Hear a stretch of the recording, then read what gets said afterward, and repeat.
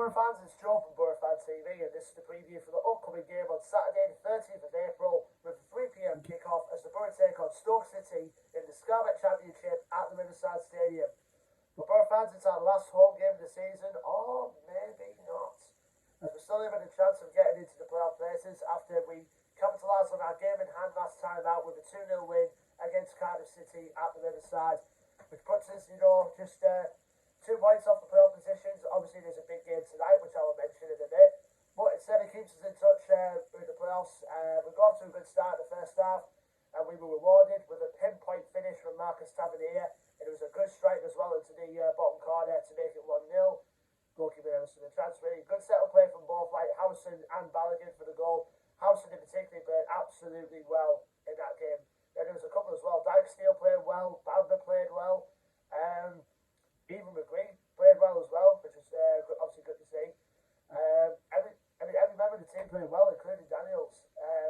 I think it was one of the first of many games in a long while we gelled as a team, and actually it was our first win at home in about 6 or 7 games as well. So, which was obviously, and we sealed the deal with in the second half with Riley McGree getting the second goal, although it took a little bit of a deflection off the Cardiff City defender Curtis Nelson, but it was going in anyway, so it will count as McGree's goal. It's like 2 in 2 games now for the Australian, and that's the other points for us. And then obviously now, there's a big game coming up tonight, which obviously most fans will know. As our playoff rivals now, Sheffield United, travel to QPR at the Kyan Prince Foundation Stadium later on tonight. I think I no doubt most Boro fans will be watching that game with very close interest, as we need to hope that Sheffield United drop points and hope that Uncle Albert Adoma and his crew over in South West London do us a massive favour tonight. So, fingers crossed for that. Going into this game on Saturday, obviously, again, even given the current circumstances of the game Cup's coming up tonight over in London, we've got Dale Fry, as reported, he's close to regaining full fitness, and Chris Wilder looks to hope and get him in the squad for the game on Saturday. But with that calf injury in hand, make your opinions in the comment section. Boro fans, should Fry be thrown into the deep end straight away, or what you're not risking due to his coming back from a recent injury? Just let us know, because I think it's vital that we need Fry for those 2 games coming up. Also, Matt Crooks has come back from suspension as well, because obviously he served a 3-game ban after picking up 15 yellow cards in the season. So it's good to have the big tree back for the last running of those last 2 games. But apart from that, everything's all good with the squad at this moment. Now we'll go to our opponents, Stoke City, a team who've got nothing to play for. Like I said in the last preview, all of the 3 teams we've got playing against coming up have got nothing to play for now this season. They can't go up, they can't go down. But I think Stoke will be a massive test for us, because obviously they're not too far from us in the table. Obviously we're 7th and they are currently 12th going into this game. Their record going into today is played 44, won 17, drawn 10 and lost 17. And their last game out for them was a 1-0 win at home against QPR. So Michael O'Neill looks to finish the season strong with his side. I really do rate Michael O'Neill well. He's a good manager. He showed that when he did with the Northern Ireland national team in the Euros back in 2016, I believe it was. Yeah, 2016.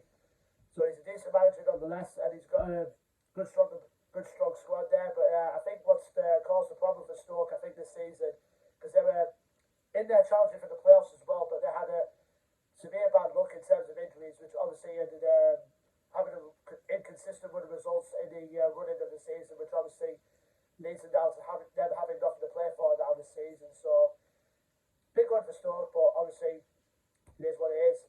As for players to watch out for in the Stoke team, one player stands out in particular in my eyes going into this game, and that is Jacob Brown. He's currently their top scorer at the moment with 13 goals this season. And I think Stoke only signed him in the summer, I think from Barnsley, I believe, they bought him for in the summer. But I could be wrong. Yeah, he's doing well this season, having a very good season with Stoke.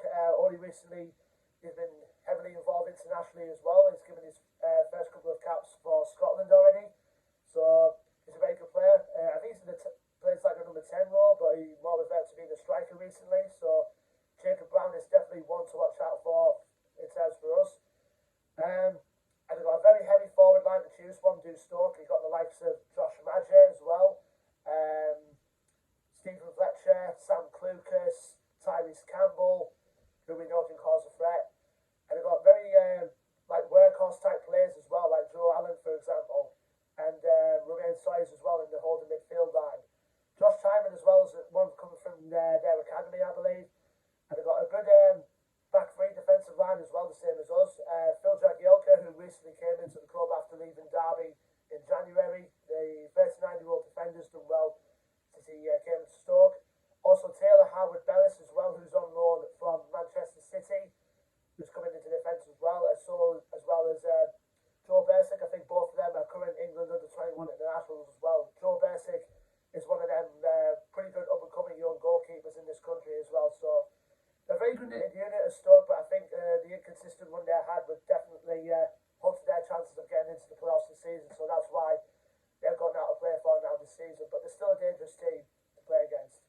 Last time we played Stoke, we played out a goal straw earlier in the season over at the Bet365 Stadium, but I think it was a game that neither team created much in terms of chances in that game by any means, or even caused a threat to each other's goal in that game. But like I said, we need to win those games, and obviously tonight's game coming up in London between QPR and Sheffield United are crucial, but we've still got to keep our heads in the game by winning those last two games and hopefully, decide our own fate from there, Boro fans, because it's going to be a very, very interesting run in between now and next week, because it may go down the final day depending if Sheffield United somehow pick up a result tonight, but come on QPR. Leave me your thoughts and predictions for the game below in the comment section, Boro fans. Don't forget to like, share and subscribe. Our social media links will be in the description below as well. And until then, I've been Joe from Boro Fan TV, and I will see you for the next match preview video, which will be for our last league game of the season, taking place on Saturday, the 7th of May, as the Boro travel to Deepdale to take on Preston North End. Until then, take care, stay safe, and come on QPR. Up the Boro.